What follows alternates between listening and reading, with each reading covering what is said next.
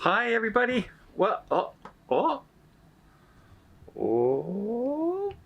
wait for it. Oh,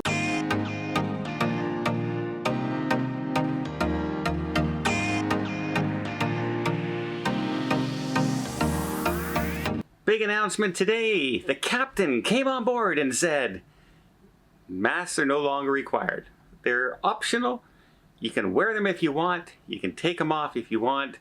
We have not spread more COVID or more norovirus on the ship. It's gone down, in fact, and so we're off. We're off today.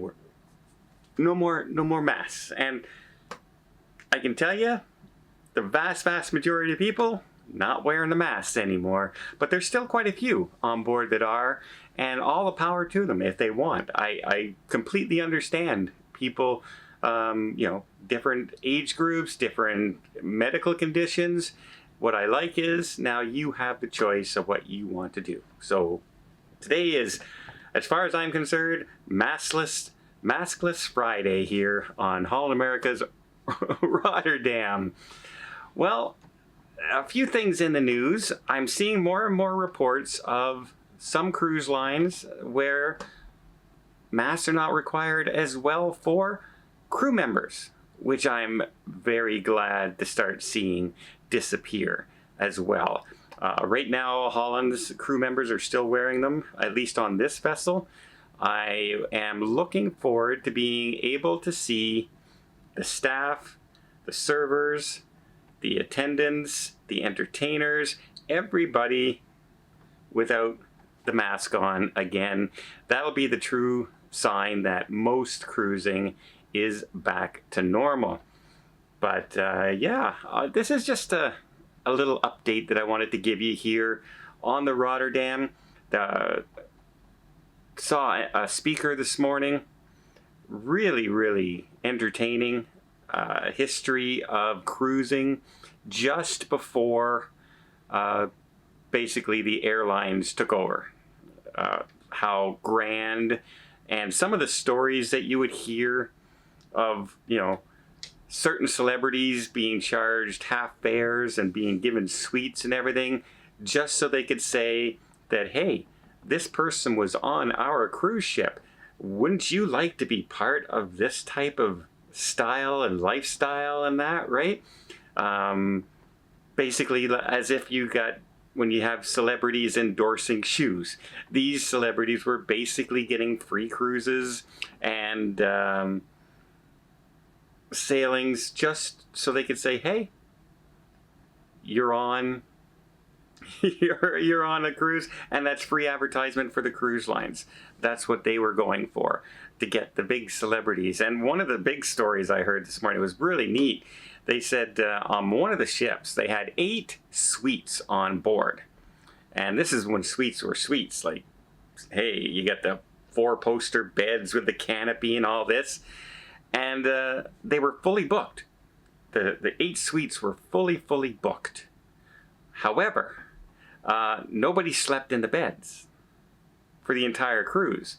What it was Hollywood had booked all the suites for the dresses of one of the stars in the movie Cleopatra, where they put the dresses and laid them out flat on the bed every evening.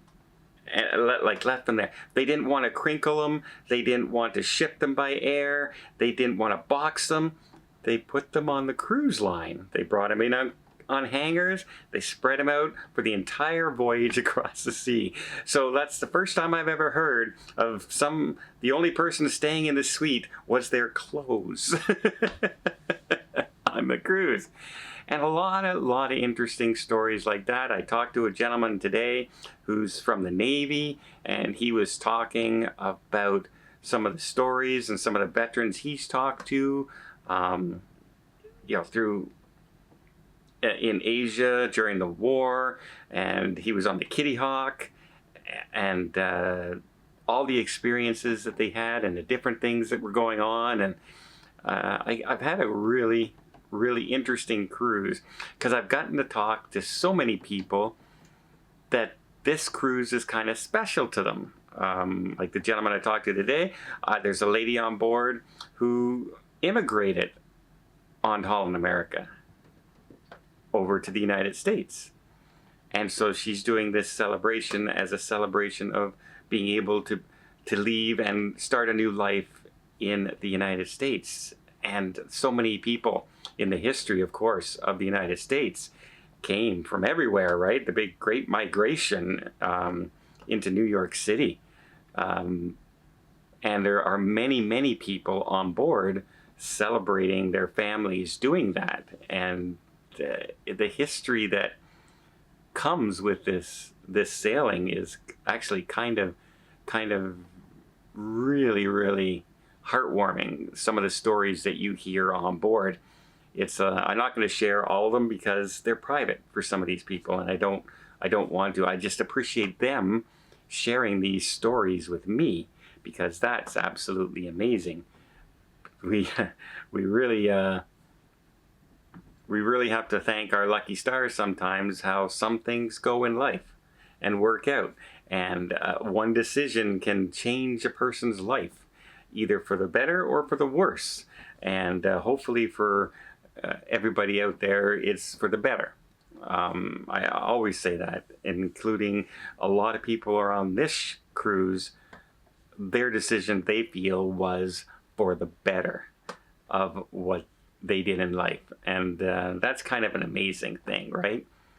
That you can look back 50 years later and say, you know, man, am I ever glad we made that decision, because our entire lives changed because of it.